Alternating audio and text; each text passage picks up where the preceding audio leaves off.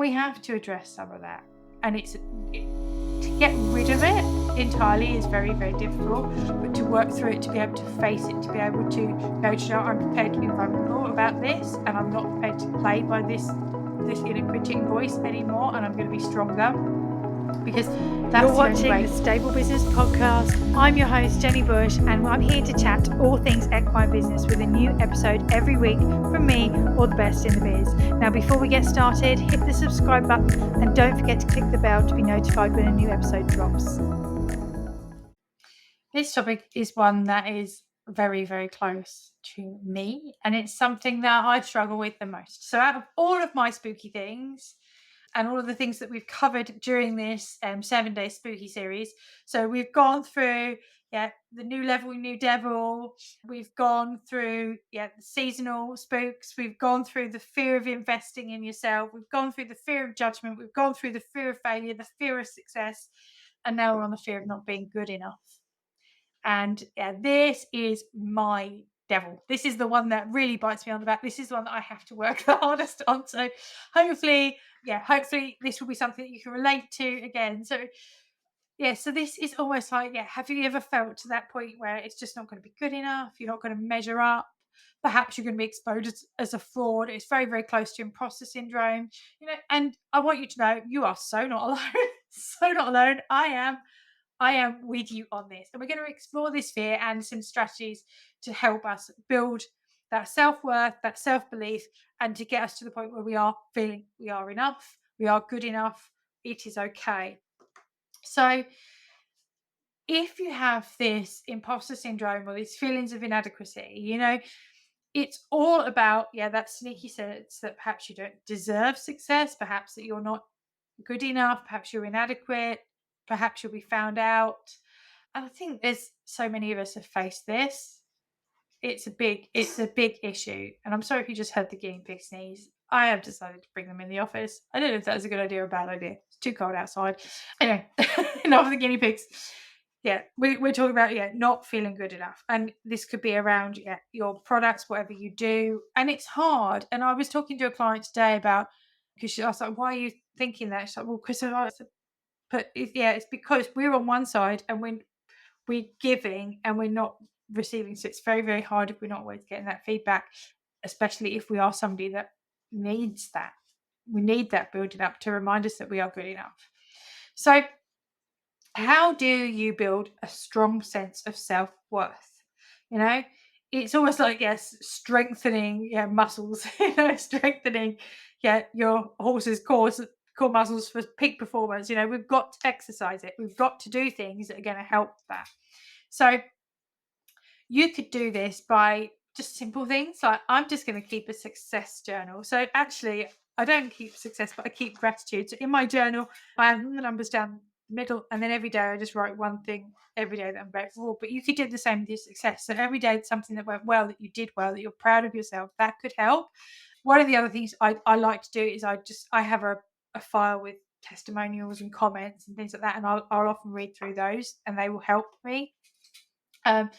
And again, sometimes we've just got to trust that to the right people, they'll see that. They'll see it is good enough. But one of the things that always came up for me, and I've told this story many times, I used to be a singer. And when I was at school, they actually wanted me to go and go further and maybe do backup singers, but I didn't think I was good enough. I sang professionally from the ages of 15 till about 20. Well, it's when I had Eva. I gave up when I had Eva. And then I got to the point where I was like, because I wasn't singing, it's like, oh no, I'm rubbish. I can't sing. And that was what started to play. So as I was working with a coach one day, and she's like, I think you need to sing. And she's like, I don't know what. She said, I think you need to sing. It's like, no, I can't sing. I just totally shut that side of me off.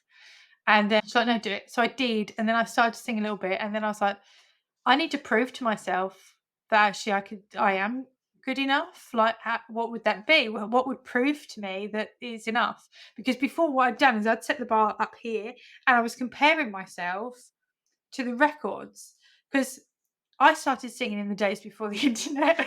This is crazy. This is so crazy. The days before the internet, so we couldn't go off and Google the words. You know, we had to sit there and listen to them over and over again, and we'd have to work out what they were saying. We'd have to write it down. And so I was hearing in my head the studio recordings, you know, the edited studio recordings, the things that had been sound enhanced and improved. And and for some reason my brain didn't say, Jenny, this isn't what it would sound like if it was sung live. So every time I was singing live, I was like, I'm not good enough. I don't sound anything as good as the original records. It's crazy to me now. And it only hit me when I finally decided, right, I'll show I'm good enough. I'll go and get some gigs. And I did. And I booked myself out in 2019 and I did several gigs. And I literally stopped just before COVID. Yeah, I think my last gig was just before lockdown and it was heaving. I'm not joking. And people were up dancing all night. I didn't actually take a break all night because I was just on a roll. And it was like, if I stop, I've got to start again and I'm just going to keep going. So I sang for 3 hours straight.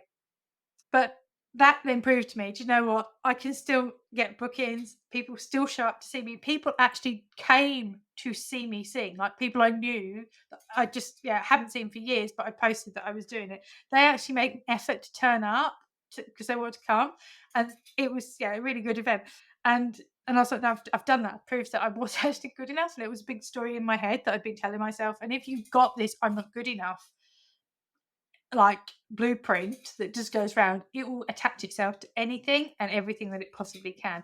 So start to think about practical things that you can do that will help you to recognize that your inner critic is wrong and help you to silence your inner critic. Because that is where a lot of it comes from. Now, in addition to that, like I can't emphasize enough that actually how having support helped me. Had I not had at the time the mindset coaches and the business coaches and the people who were there going, oh, yeah, Jenny, this is crazy, actually making me to rethink the stories that my brain and my inner critic had made up over the years, I wouldn't have been able to do it. And I definitely wouldn't be where I am now. So I can't emphasize enough the power of the right support, the power of the right people, and just people who are prepared to question your own stories. Question your own stories. Because 6 years ago, 7 years ago, I'd have told you that I was a rubbish singer and that's why I couldn't do it. I wasn't successful. You know, I totally lost the fact that actually I used to gig most weekends. I was rarely not booked out. New Year's Eve was a £500 night for me. I was booked all the way. I had 2 agents. I was booked all the way up to London and Chelmsford, and I'd travel around. But that had gone out of my head and I just couldn't sing. So it's crazy if we let these stories come in to our make it. And a lot of my not good enough has been built from my childhood experiences and things that happened that again my brain clung on to. And we have to address some of that.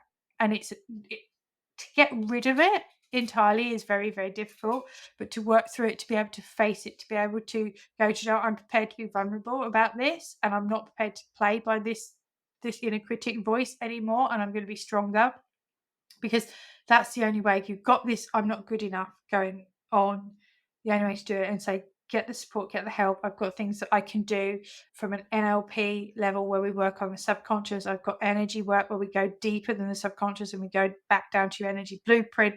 And of course, we've got practical strategies that we can be doing. So collecting that evidence, making sure that you've got things to help to back you up, to be able to silence that inner critic when it comes up, can make a massive difference. But if you need any help or support on this, do get in touch. Do let me know. If you think that actually maybe now's a good time to start working with me one-to-one, I do have some spaces to work with me before the end of the year, if that's something that you'd like to do. But head to jennybush.com to find out more, or find me on Instagram at equine business assistant, and I will see you really, really soon.